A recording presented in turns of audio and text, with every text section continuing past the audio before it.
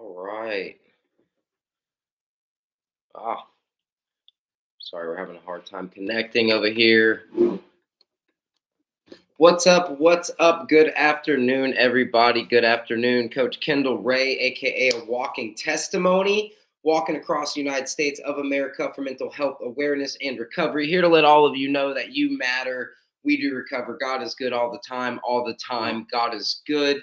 Um, Guys, between all of my different pages, we've gotten a bunch of new followers recently, and I'm just so thankful for that. And real quick, I just want to give all of y'all a shout out and just a huge thank you. Y'all absolutely mean the world to me.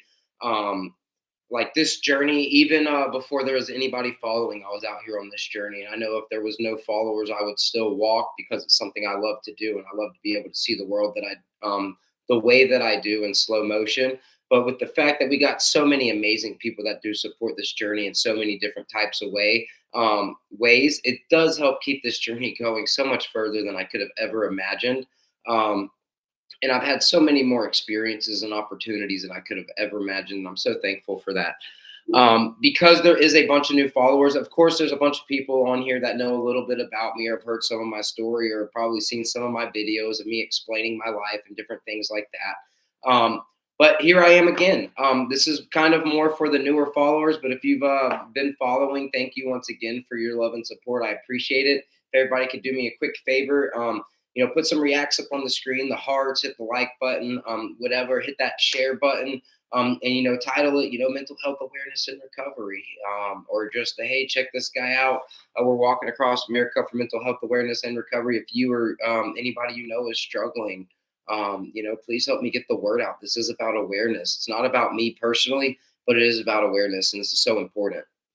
But what's up, everybody? I'm going to tell y'all a little bit about myself and like kind of where this journey came from and what got me wanting to walk across America for mental health awareness and recovery. I am about to make it just a little bit better and add just a tad of lighting for some touch here because it's a little. I don't know if that helps at all, but I think it does a little bit. All right, guys, my name is Coach Kendall Ray Edwards, aka a walking testimony since January 1st, 2022. Even though I only count the days I walk on the days I walk. Tomorrow I'll pick back up on day 590. But since January 1st, 2022, I've been walking across the United States of America for mental health awareness and recovery in remembrance of loved ones that are no longer with us due to mental health and or recovery issues, and for the ones that are still struggling. As somebody who has personally dealt with depression and addiction and a life of crime, I'm a firm believer that my past does not define me and that there's always hope. And I'm so thankful for every breath I get because I should not be here today. So a little bit about me, guys. I was born and raised out of Orange Park, Clay County, Florida, which is basically the outskirts of Jacksonville, Florida. I always tell people that I'm from Jacksonville, Florida. Jacksonville is basically the Duval County line.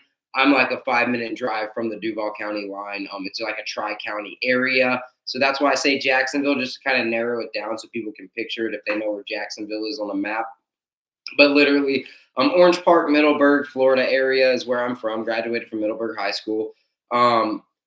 Very thankful. I did not grow up in a broken household, like some people do experience. And to anybody that did grow up in a broken household or to ever just grew up without the proper love and care that we all deserve to grow up with, just want to let you know that I love you and I care about you, and I'm thankful that you're here today. And I'm sorry that that it might have had to be that way, or for whatever you had to experience growing up.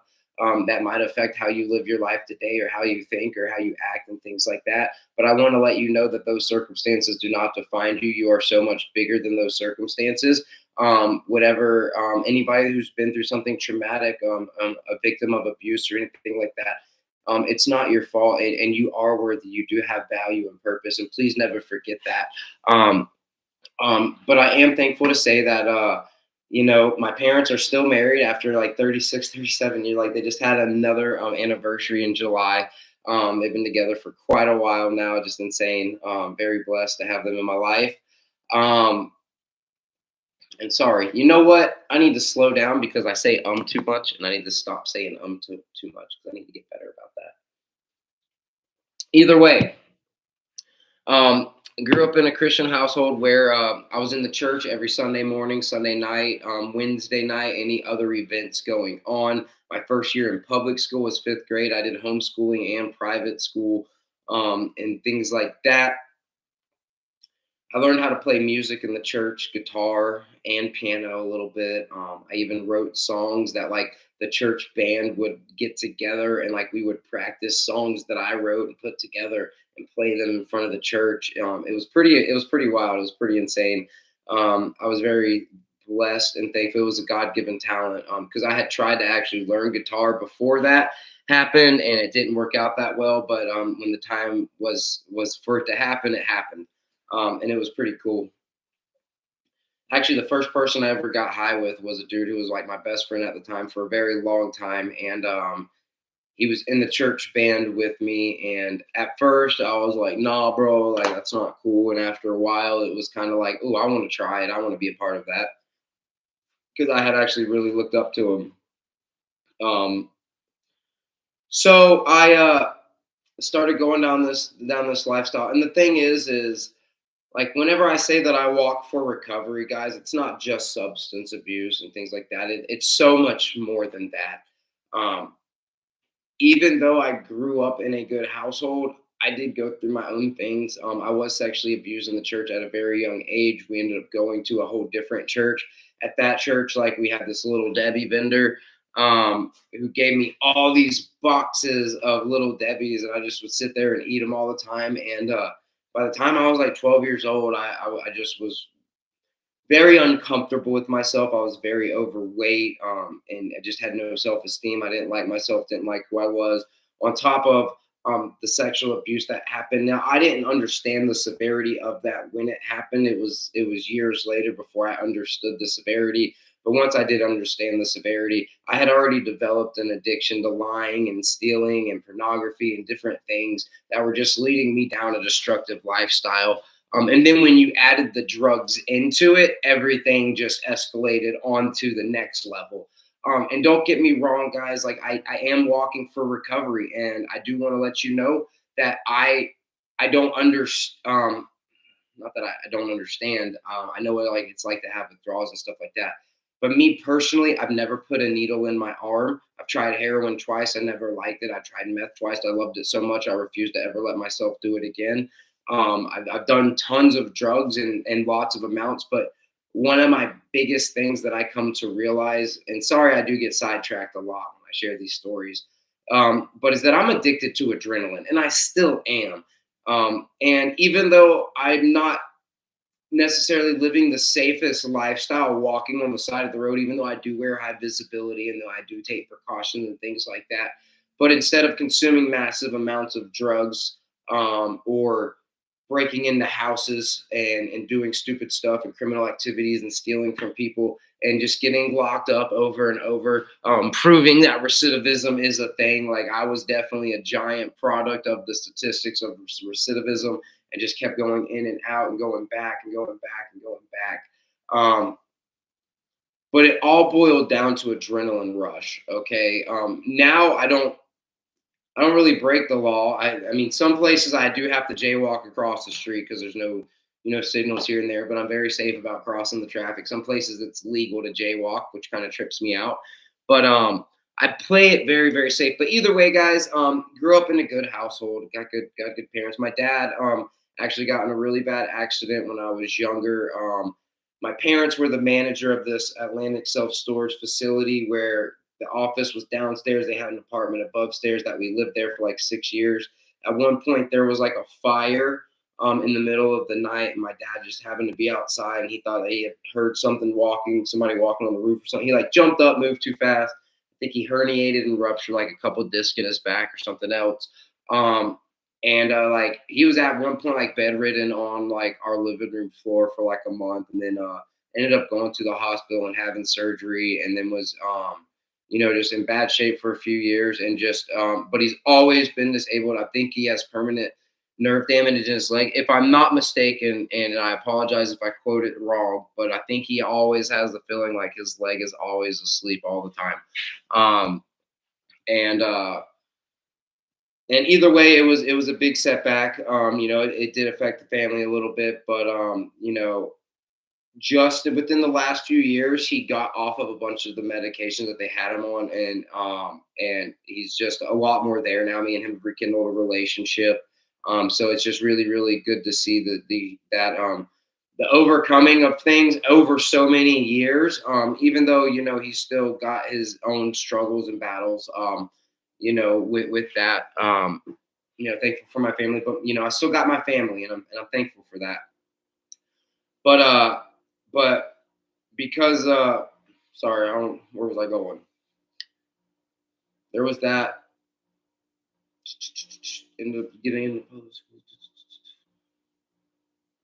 I'm not gonna give y'all a ton of information that's just like doesn't really have anything to do with the importance of the story, but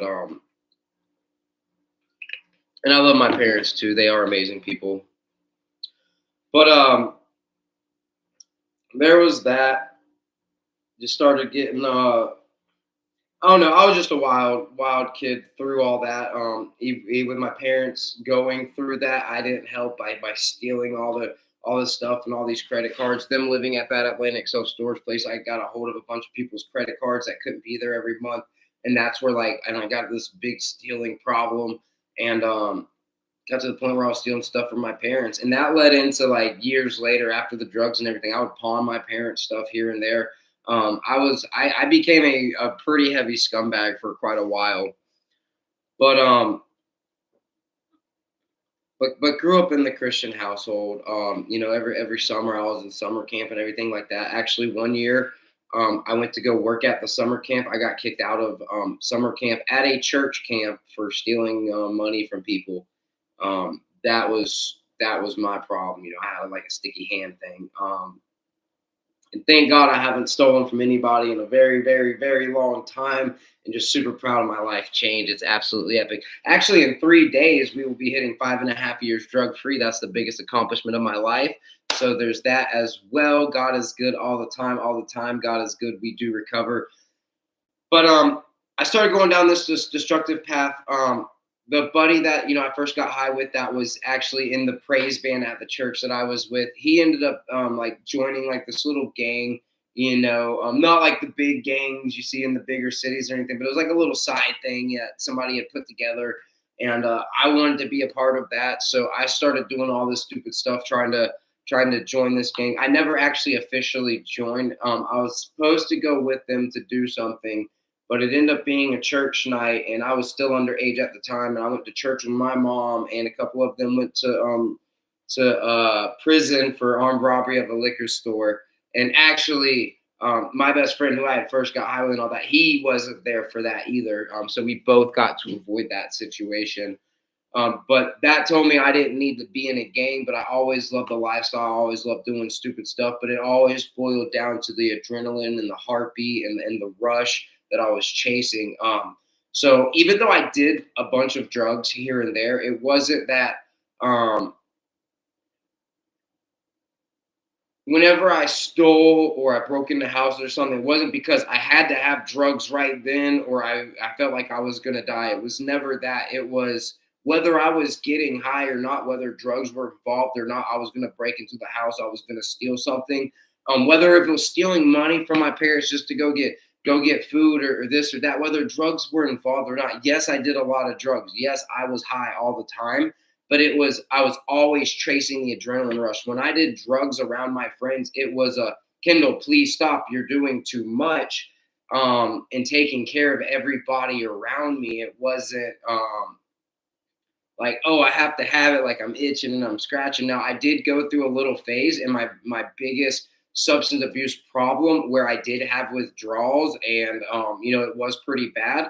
Was coming fresh out of high school, and getting out of high school, and like my first couple of years out was K2 and cough medicine, over the counter cough medicine and synthetic weed that they used to sell in gas stations.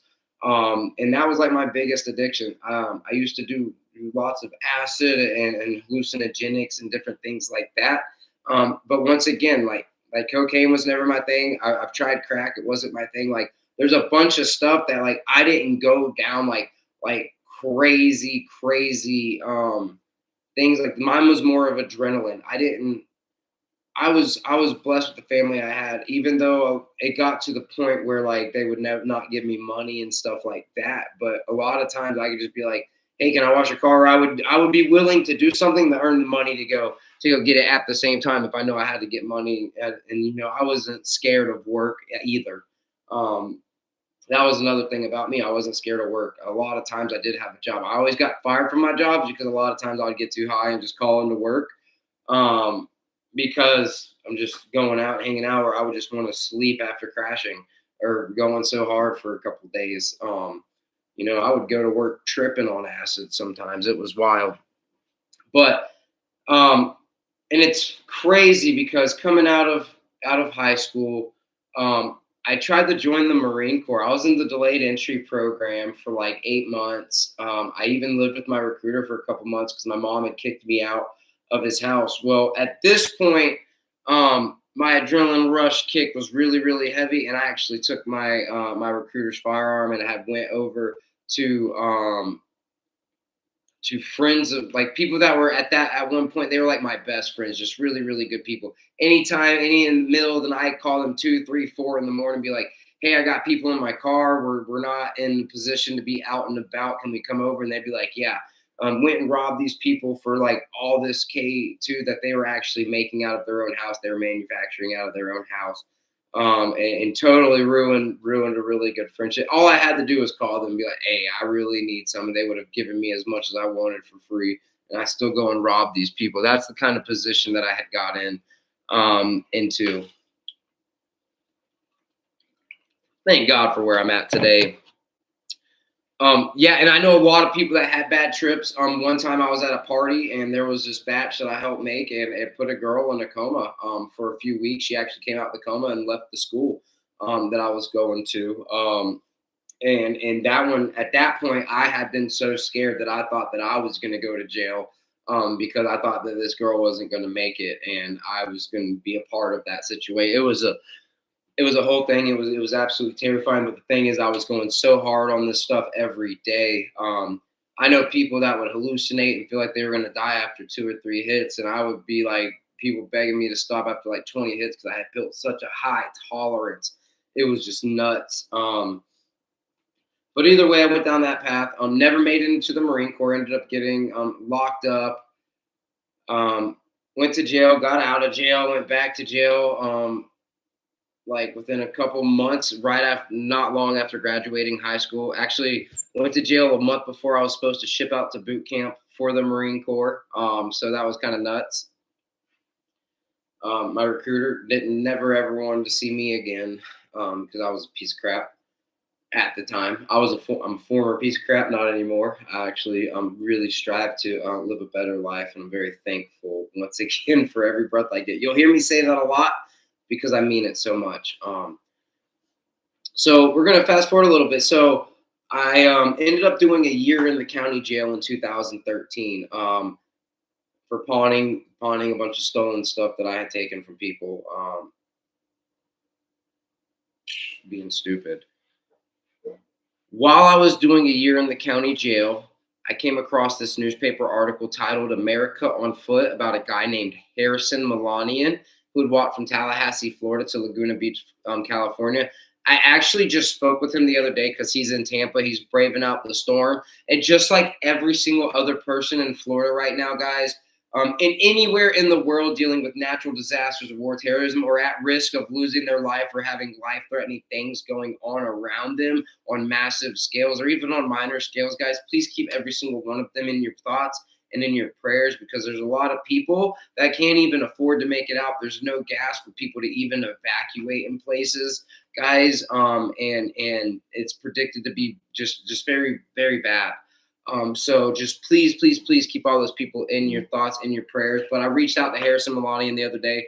So it's funny because I read this newspaper article 2013. 2014, I got out of county jail. I found him on social media by the America on Foot page. And I was like, hey, man, like I read your newspaper article in county jail. I love this story.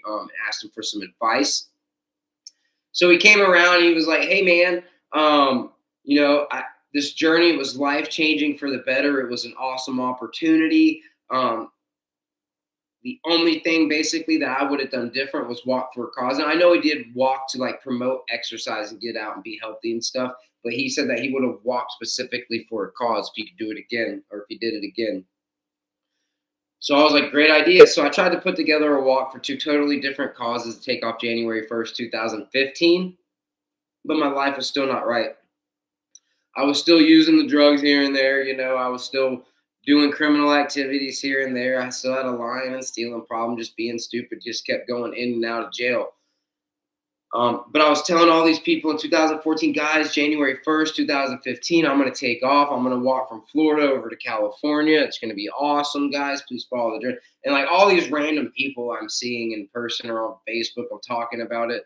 And, some people are like, oh, man, that's a really good idea. Let me know what I could do to help. And then some people are like, sounds good, bro. And over here, they're like, yeah, all right, bro, you ain't about to do that. I don't know why you're just all talk.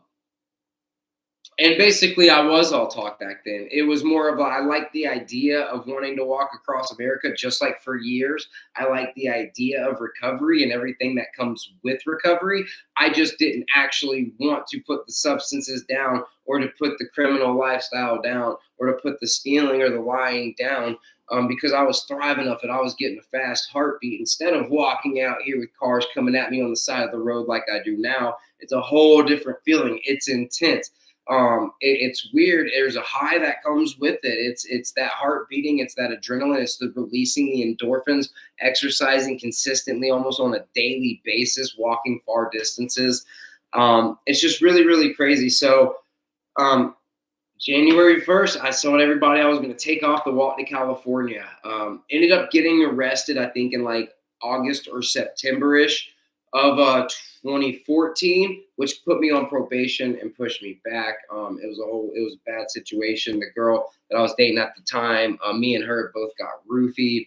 I ended up going outside at that point to smoke a cigarette, got in a fight with some neighbors. I ended up going to jail. She had been held hostage for like a day. It was a whole thing. It was a bad thing.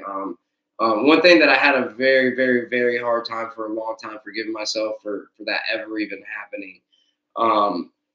But I hope she's doing all right now. I haven't heard from her in years and years and years. But that was just a really, really bad situation. That situation put me on probation where I wasn't going to take off January 1st, 2015.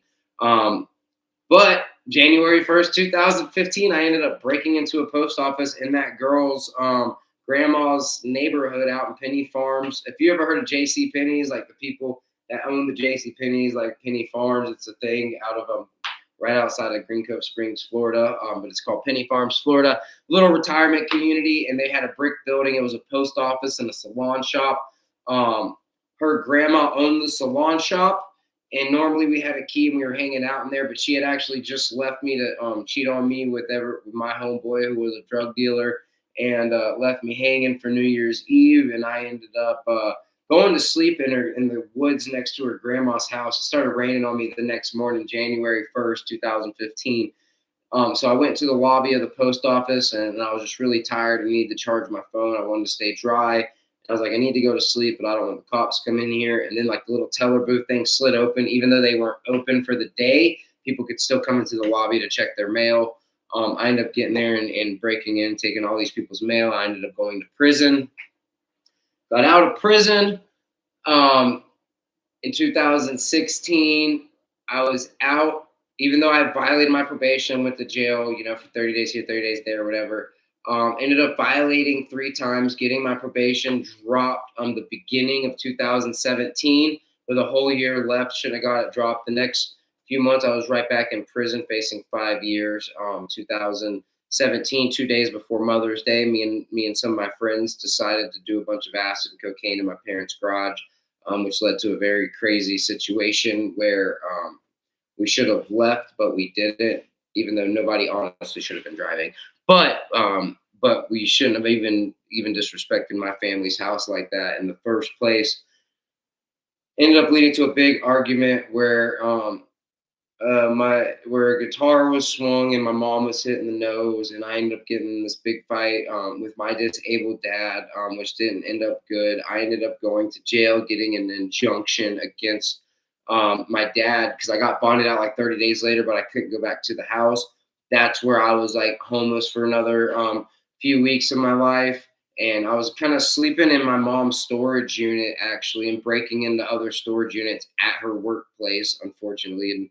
And no, she did not condone it. She'd had no idea that it was happening until after it happened. It was absolutely not okay. She could have easily lost her job over that. And once again, I'm sorry, Mom, if that ever happened. I'm sorry to my parents and my sister and my dad and my family and everything for all the heck that I've put y'all through for over the years. I'm glad that we've reconnected and we've been able to restore our relationships. But I was a huge pain in the butt for a long. I could tell y'all story after story after story after story after story, just like a lot of us, especially that have dealt with recovery and stuff. Go back and tell about the stories of how we treated our family and friends and acquaintances and people around us, but because it is such a real thing. But it led to a very very bad situation, and I was breaking into the storage units, and then me and two other people ended up kicking in a drug dealer's door. And the alarm ends up going off a few minutes after being in. We all leave. They end up getting caught a couple weeks later. I got caught a little bit after that. And then everything just kind of came together. I got 5 years for armed burglary. Um, and and this is what's crazy. And I am a person that does speak in mental health and recovery organizations and stuff. I don't personally just go to AA and NA meetings and stuff because they were not a part of my recovery. And if you do go and they are a part of your recovery, that's absolutely amazing. Don't stop going because I tell you that it wasn't a part of my recovery. If it's something that helps you and that you like that accountability, which accountability is always important, whether you go to those groups or not.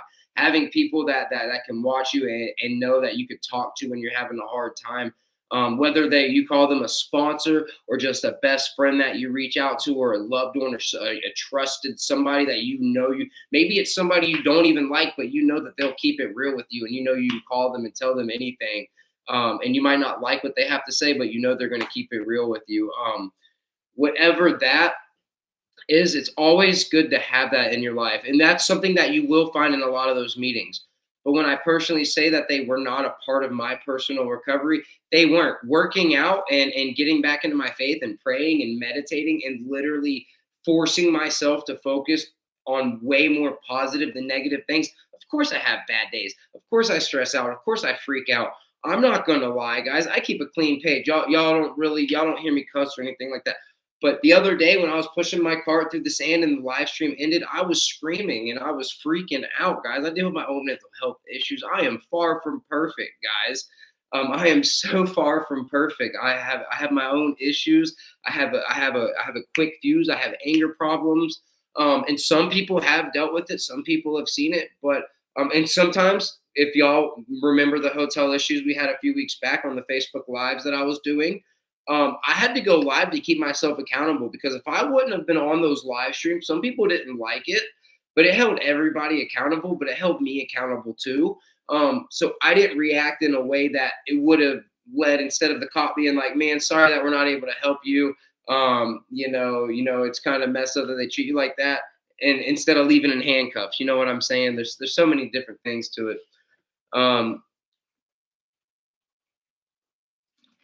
but this is something that's so important.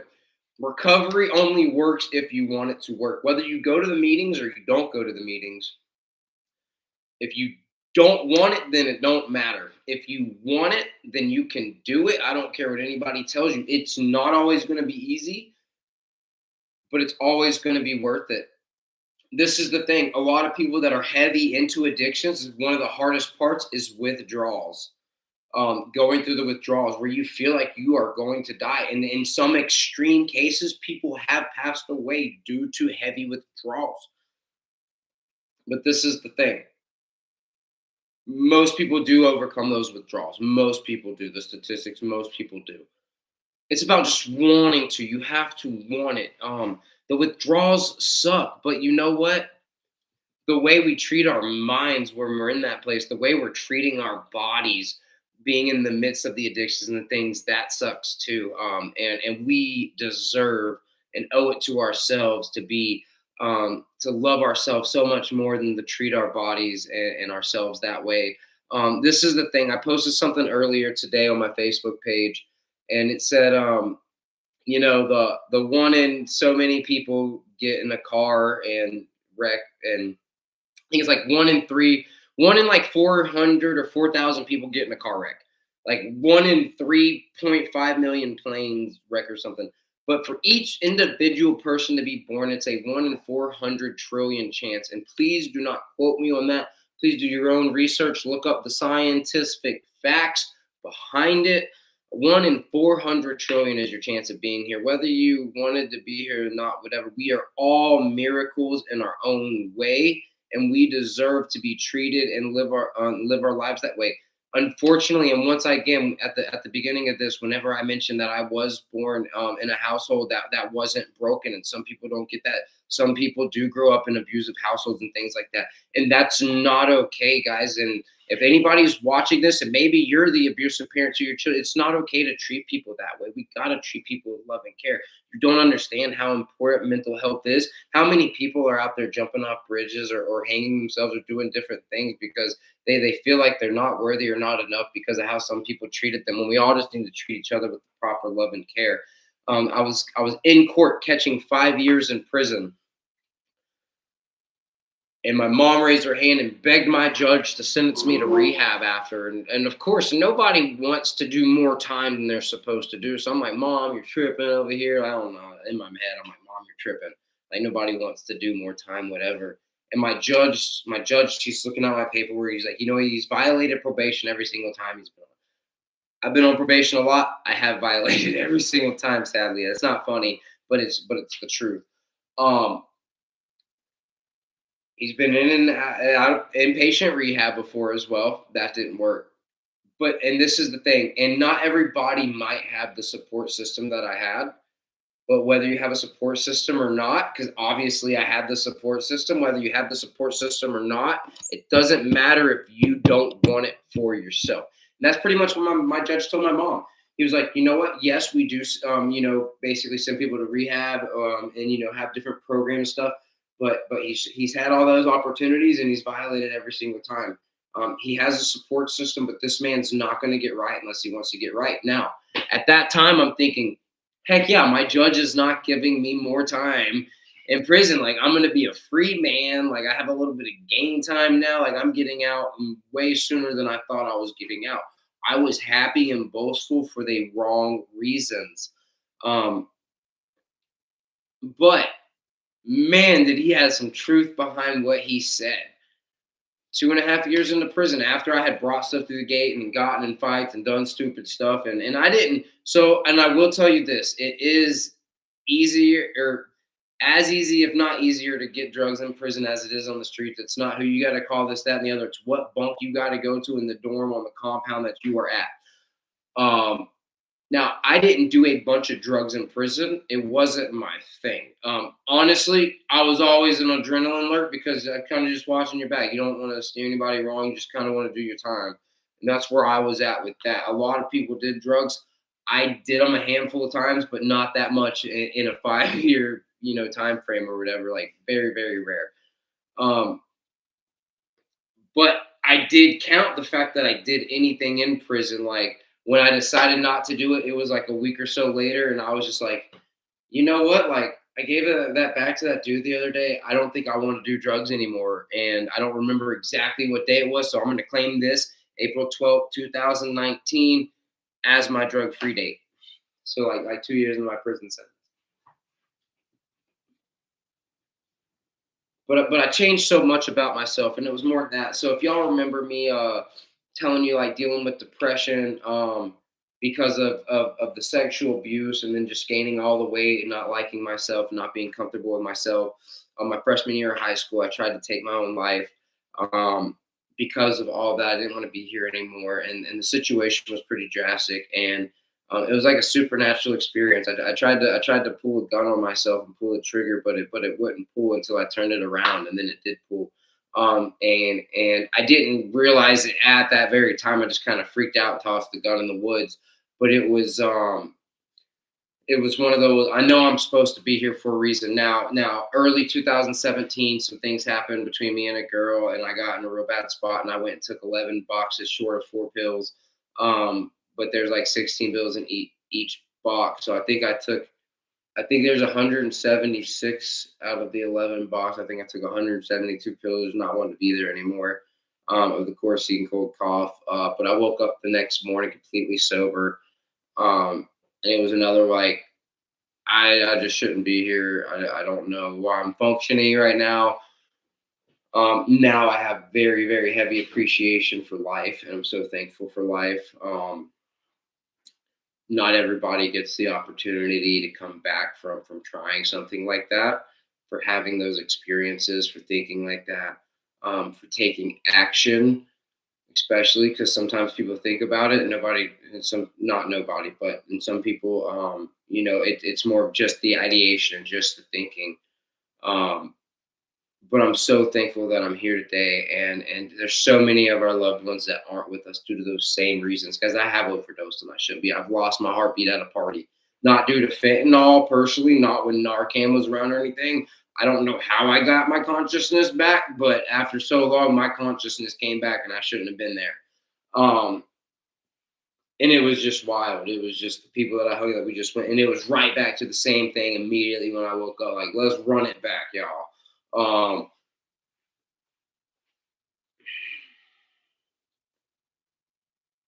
but after all of that, so the weight gaining was a big part of it. So part of changing my life around the whole same time of like saying I don't want to do drugs anymore. People were inviting me to work out. My nickname had became BBK, which stood for Bad Bodied Kindle, because I had gained all this weight.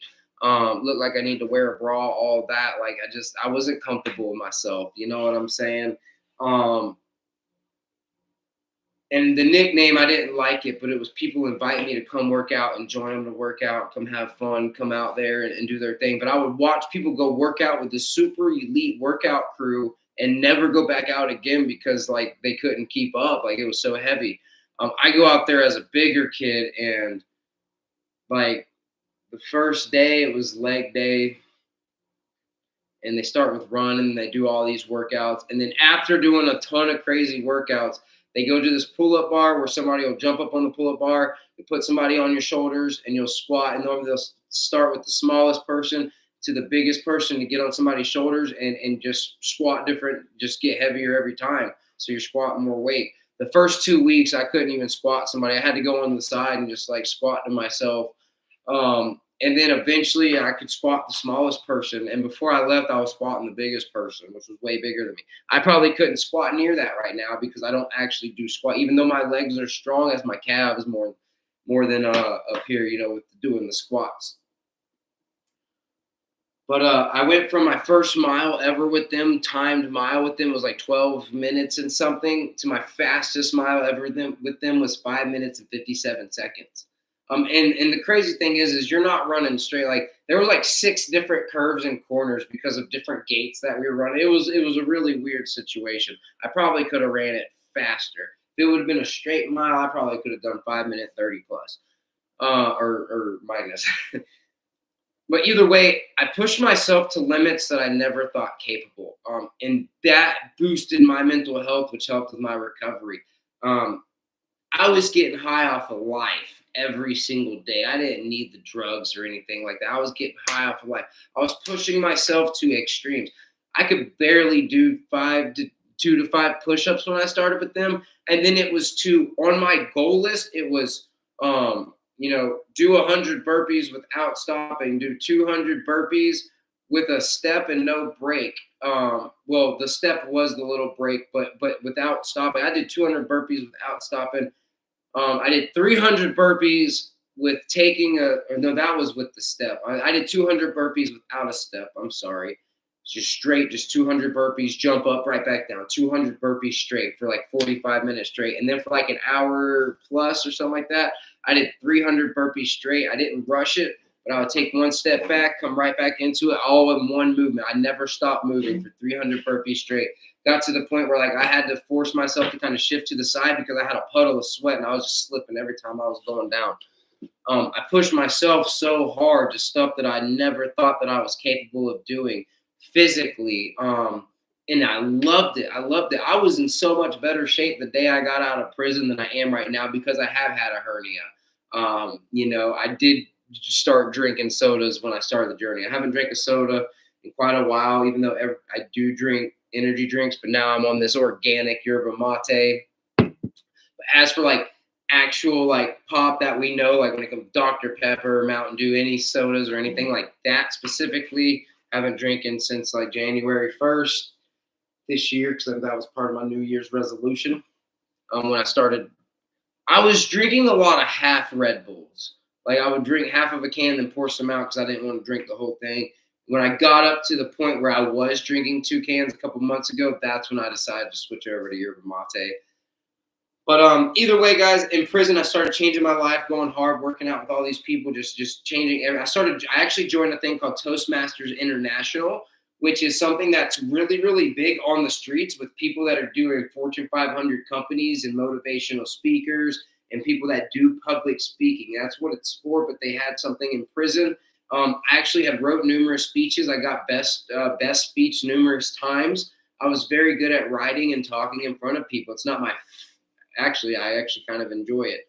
But I would memorize these speeches and do them in front of people. I would have examples and stuff like that. And it was all part of my life change.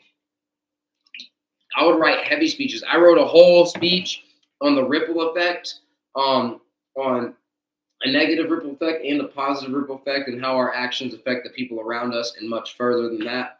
I wrote a speech on how do I want to be remembered. Which is a really deep and good one, which I think I actually did a YouTube video reading it off of paper, and I might have to share that for y'all later. So y'all can kind of see where my mind was at while I was still in prison. And I think that I'm really, really trying to add up to it, guys. I really, really am starting to be getting closer to that position to do what I talked about in prison, more than just go walk across America. But even before that re-sparked in my mind while I was in work release, I was talking about how I wanted to be remembered and and doing big things. And this is crazy. We're getting to that point, and it's just going to be epic. But my last year, guys, after changing my life and all of that, my last year I was in a work release program where I had to wear an ankle monitor. This was in Jacksonville, Florida. They would drive us to the bus station every morning. I think we left at like 6:30 a.m., drive to the bus station, wait there for a little bit, ride my bus 2 hours to work. I was doing telemarketing. After my day was over, 2 hours back on the bus, get back to the station, get patted down, get searched, cleaned, all that every day. But I had an ankle monitor. I did have a phone. The only thing I really wasn't supposed to be doing while in work release that I was doing was being on social media. But a lot of people do target their exes or harass people or hit up their old thug buddies or do drug deals and stuff. Mine was strictly for positivity and not dramativity. I'll share my drug-free date every day. I was doing daily prayers here and there. I was just posting positive stuff all the time. People literally saw a change in me, and a bunch of people started following my page. After so many days and so many months of telling people my clean month, I had some dudes like, hey, man, started following you. You don't know who I am, but I'm 90 days clean because of you. And that was like a big pusher into like, wow, do I really have that kind of impact on people? We made it down to, I made it down to this point where I'm in work release and I'm talking to this girl who's coming to see me at my work. And after a while, her baby daddy, who she used to talk a lot of trash about, got out of prison. She immediately went right back to him. Sadly enough, both of them are in prison for murder. RIP to the person that it happened, and super sad for the situation that they're in. Because we all matter, and it's so unfortunate when bad things happen to people. And when people do bad things to other people, because we don't need life doesn't need to be like that. But I literally, and I hate to say it, but I literally dodged a bullet with that one. But it was right after that I was having a bad day one day, kind of bummed out that it didn't work out. Which I'm glad it didn't work out because I got my beautiful girlfriend, Paige Laura Marie, who I love so much. I got to meet on this journey. So what's up with that? Yeah. But it didn't work out with her. And one day I was looking at this canvas painting on our office, and it had the all continents. It was like all the continents, and I saw the United States or North America, and I saw the little part of Florida and California way over here. And I would taken a pencil, and I didn't actually draw on the canvas, but I kind of just lined it like over the canvas, like. And I was like, hey, I was going to walk across America, but I still can. And it hit me like a ton of bricks. I was like, I'm getting out with no probation, a little bit of money saved up. The first time I'm 100% free in like over 10 years. And I'm in the best physical shape of my life. I'm in the best mental space of my life. I can go walk across America. What could I walk across America for? After a couple of days of talking about it every day on social media, somebody would post about it, another loss of life to a drug overdose and or suicide. And I still see it almost every day now. People send me messages almost every day. They're talking about new ones, and it's just absolutely heartbreaking, man. The numbers are just it's ridiculous what the rates and the statistics and the numbers are for the people that are losing their lives, mental health recovery issues, drug overdose, suicide, etc. It's crazy. While we're out here, I was seeing it posted on Facebook, and as somebody who has tried to take my life twice, who has overdosed and lost my heartbeat, who has been in county jail 11 times, in prison twice, I right now am 31 years old, and I have 13 felony convictions and a bunch of misdemeanors on my record. But I'm a firm believer that my past does not define me and that there's always hope. Yes, I do have a record. Yes, there's certain jobs that I can't have, but at the same time, I'm a big believer in chasing your dreams, and if you don't allow that stuff to affect you, you can chase the things that you're passionate about and make things happen. Maybe I can't go be a bank teller, but honestly, that's not my dream. I had a dream in 2013 of walking across America. I was able to change my life over years of destruction, where I shouldn't be here today. And remembered that I wanted to walk across and was able to put it into play. I got out of prison after doing my second prison sentence, which was a 5-year prison sentence. I did 51 months off of 60 months with my gain time. So about 51 months altogether, just locked up day for day. I think it was 1,550 days exactly that I was locked up. Like straight from the day I got arrested on August 9th, 2017. Got out November 6th, 2021. I had already started putting the work together with some of the money I was saving up in work release. I had already bought some of my supplies and everything. I did make an Amazon wish list. Some people did help me get a few of my supplies, but I'd say I still personally bought like 95% of the supplies I thought I needed to start the journey. Put everything together. And then I thought, how can I remember people out here? What can I do for mental health and recovery? So I told people that I wanted to put a shirt together with names of people that are no longer with us due to these causes. People have family members or friends. If they aren't family, and always, guys, if anybody ever adds a name in the future, always remember this. And it's always in the post if you actually read the post. Some people don't read the post, and I understand. There's a lot to read. But it explains, please try to get permission from the actual family if you are not the family themselves. I've had shirts that I've had to redo the edition of the shirt because people have asked me to take off names. At this point, I try to reshare as much as possible before we ever actually get the edition made. Once people start putting down names for the next edition, if anybody is ever curious of where to put down names for the next edition of the shirt, if you know anybody or have a loved one or a friend that has lost their life due to a drug overdose, suicide, mental health, and or recovery issues, if you have a Facebook page, that is the easiest way to do this. I'm sorry if you're on other social medias, but if you have a Facebook page, A Walking Testimony is my Facebook page. Right under my bio, where all my links and the about me and stuff is, there's going to be a pinned post that is always there that says, please read. Taking names for the whatever edition of the shirt that we are on right now. Right now it's the 13th edition. We already got over 50 names, sadly enough. Every name for each edition is absolutely heartbreaking. We should never have any editions of the shirt, but this is one of the things that we do to remember people. And I will kind of explain how it works. Each shirt is 180 names. And if you're ever looking online or you're ever looking and you click on one of the pictures to look for the names, Know that there is always going to be a front and a back. There's only 90 names on each side. So anytime you see 3 columns, it's only columns of 30 on each side. Front and back, a walking testimony in big bold letters at the top on the front. The journey of a lifetime, big bold letters at the top on the back. Each shirt, 90 names on the front, 90 names on the back, for a total of 180 beautiful souls that are no longer with us due to mental health and or recovery issues. Now, even though they are no longer with us, they are still being remembered and getting the journey of a lifetime. And that is me walking across America into all 4 corners, northwest, southwest, over to the southeast, to the northeast, for mental health and recovery. We do walk in proxy and remembrance of all of our loved ones. That 180 on each edition specifically stands for taking a 180-degree turn in the opposite direction from the things that are taking the people that we love and care about. It's not just something that I'm talking about. It's not just a random thing I came up with. Guys, it's a 180-degree turn that I personally made in my own life. I have tried to take my life twice. I have overdosed. I have been in county jail 11 times in prison twice. I did lead myself down a life of destruction. I have had guns pulled on me. I have robbed people. I've kicked in doors. I've been robbed myself. I've been through all of that. I did not live a good lifestyle for a long time. And I grew up in a great family and never had to live that lifestyle. I went out and found it and just loved the adrenaline and all the crazy stuff that came behind it. And thank God that I do have a breath today, because so many people don't get to make it from that.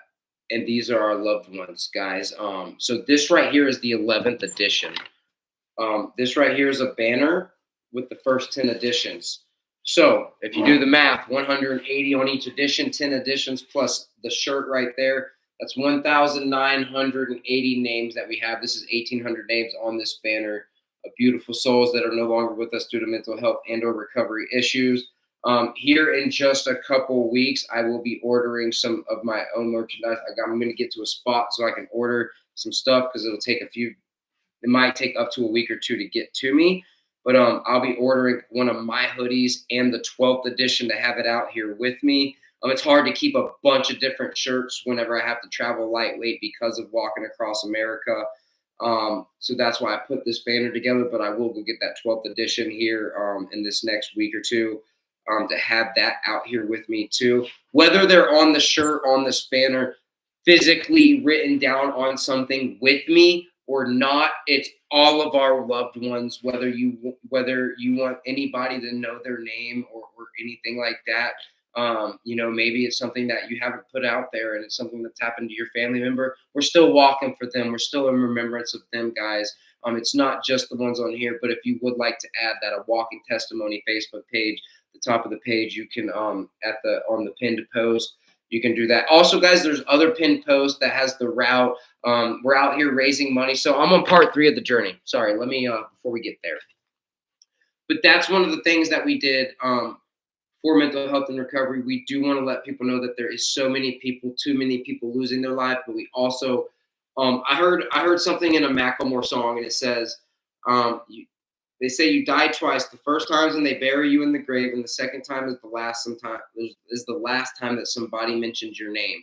The first one's already hard enough. We never ever want the first one to happen. We're not going to let the second one happen. Okay, that's just is what it is. We're not going to let the second one happen because this is so important, and it's something that's just getting worse and worse on a daily basis and affecting so many people in our society and other societies all around the world. Depression and addiction do not discriminate on where you live, what country you're in, what race you are, what you look like, the color of your hair, what kind of shoes you wear, whether you dress preppy or you buy your clothes from Goodwill. It don't matter, guys. None of that matters. At the end of the day, we're all human and everybody can be affected. We got to love each other. We got to be kind to each other. I got out of prison November 6, 2021 after changing my life. Got those supplies together. I did a couple long walks, blistered up my feet, let them heal up a little bit. In January 1st, 2022, I went out to the Pacific Ocean right next to the Jacksonville Beach Pier in Jacksonville Beach, Florida, put my feet in the Atlantic Ocean. I read off every name on a live stream out loud to that first edition that went all the way across America with me. It was actually after the Coast to Coast that I started doing more editions. It was only one edition from Jacksonville Beach, Florida to Long Beach, Washington. But I took off January 1st, 2022. And over like a 14-month period to April 12th, 2023, which also doubled as my 4-year drug-free day. I did 13 states, 3,292 miles across America, put my feet in the Pacific Ocean, took a little break. Then I walked up to Cape Flattery to the most northwestern point of the United States. And then the entire West Coast down to Borderfield State Park, the most southwestern point of the lower 48 states, where I finished August 4th this year. Then I took a month off, took a break, went and visited my family for a couple of weeks, went and saw my girl for her birthday. We both went to Washington, hung out for her birthday. And then I went and did a 5K with a group called Addict to Athletes nonprofit organization, who I'm actually a recovery coach through. Took their class online after I met them walking through Utah in the snow. I'm currently on part 3, where I started September 10th with my feet in the Pacific Ocean, Imperial Beach, San Diego, California. We are currently walking back to Jacksonville Beach, Florida for that second coast to coast, and then I will head down to the most southeastern point in the Keys, then up to the most northeastern point to the West Quoddy Lighthouse in Lubec, Maine. Guys, I don't have all the answers and solutions. I am trying to do motivational speaking. If anybody in any other states or out of town or anything like that, far distances, guys, get with me. We can speak on how to get me out to speak there. I do have a virtual flyer. I do kind of have rates set aside. If I'm coming through your town, though, I'm coming through your town. Say you work at a school, a mental health organization, a recovery organization, you have a nonprofit going on, or you direct AA and NA meetings. I won't just pop in to come into meetings, because I talk about recovery and mental health with people through messages all day long. So I'm always kind of in a meeting in that sense. But if y'all have a guest speaker meeting or have an event coming up with mental health and recovery and would like me to come in and share my story, or if you want me to come out of state, that we do have ways to make that happen as well. There is a little rate. I'll come share my story. I'll come talk about mental health and recovery, how I personally changed my life and the things I do. The battles that I've faced out here on the journey. It hasn't just been an easy, straight shot journey. My second month on the journey, right after I started, I made it to Alabama. I got a hernia that I had to stop. I went to the ER. They told me it wasn't ready for surgery. My mom came and picked me up in Alabama. I went back to Florida to the ER to get a second opinion. They told me the same thing. Went back to the journey because they told me that I was still good to walk. I walked all the way to Colorado, where it got so bad that I had to stop, get emergency Medicaid, get surgery. My girlfriend, who I actually met in Enid, Oklahoma, walking through her town in between this, after Alabama, but before Colorado. She did for her birthday in 2022. She came and picked me up there, and in Colorado, we hung out for her birthday. She drove me back. We lined up the surgery. Her and her mom drove me back September 18th, 2022, where September 19th, I had the surgery. September 19th, after the surgery, we drove a very, very long painful car ride back Oklahoma, where I finished healing. Undocumented to my 5,730 plus miles that I have now is an extra 120 miles that I walked from Oklahoma City back to Enid, Oklahoma, after I healed up, just to make sure I was good enough to go get dropped off so many hours away in another state to start walking again. I picked back up day 209, November 9th, 2022, in Manitou Springs, Colorado. Being from Jacksonville, Florida, it does not snow over there. So the first time ever seeing snow fall out of the sky was November 10th, the very next day after getting back on the journey, after having a hernia surgery, walking across America in the Rockies of Colorado, where we walked within a couple weeks. We walked through Leadville, Colorado, which is the highest city incorporated city in North America at 10,200 feet. I had a negative 11 degree day there. As I was going through the Rockies, though, there was amazing people that were seeing me on social media and stuff, reaching out, giving me like Carhartt hoodie, Carhartt jacket, thermals, ski goggles, all that. They kept me hooked up there. They made sure I was safe. People kept me lodged up when I needed to be lodged up, especially for the storms. But I had a great time walking through Colorado, made it through. It was epic. So that was my first time. And so like I've been through some hard times on this journey. I've had my cart stolen before. That was a wild situation. I've had a broken tent and a broken cart. After my cart had got stolen, somebody had broke all the spokes on the rim. So when actually the cart finally made it back to me, it was a whole crazy situation. When the cart made it back to me, my tent was broken, so I had to sleep in a hammock for a week at a campground waiting on new tires to come in. That was at Lady Bird Landing, Lake Eufaula in Oklahoma. That was nuts. But we've been through it, guys. We have been through it. I'm super, super blessed. Life is really good. God is good all the time. Like I said, once again, here in 3 days on the 12th, I'll be 5.5 years drug free, over 15 states walked. Now 5,730 plus miles. Excuse me. To tell you that you matter, that we do recover, that God is good all the time. That's not like entirely my life story. That's a lot of it. That's kind of what led up to this journey. A little bit of what I've done on this journey so far. Guys, I am out here raising money for nonprofit Addict to Athlete. Check it out. It might be backwards on your page, but Addict, ADDICT, 2, Roman numeral 2, so capital I, Athlete. If you know how to spell athlete, that's Addict to Athlete with a Roman numeral 2. All of their social media page, go check them out like that. If you want to check out their website, that's addict2athlete.com. Go check them out, guys. Go see what they are about. Their focus is recovery, education, recreation. Also focus on mental health. Blue and Marissa Robinson, who are the executive directors with an awesome team behind them with Jed Jensen, some amazing people. But Blue and Marissa are both licensed in different things. Blue is a clinician and a therapist. They have credentials behind what they do, not just a random nonprofit organization. The recovery coach class I took doesn't mean that I have clients and different things like that. I'm still not a licensed therapist or certified to give anybody, like diagnosis or tell anybody like or prescribe this type of exercise or that. I'm not in the position to do that. I'm more like a brand ambassador for what they are. Until I settle down, then I'm able to open up my own chapter of this organization. That's more or less the class that I took, but it also gave me a lot more education about recovery and education, substance abuse, and so many different things. The fact that recovery is not just substance abuse related, guys. It's so much more than that. So, like I said earlier, I've never put a needle in my arm. There's so many things when it comes to like some of the hard drugs. Heroin, once again, I've tried twice. I didn't like it. Meth, I tried twice. I loved it so much. I never let myself do it again because I knew I was going to rob these people if I ever did it again. I knew that's what it was going to lead to, and I refused to let myself do it.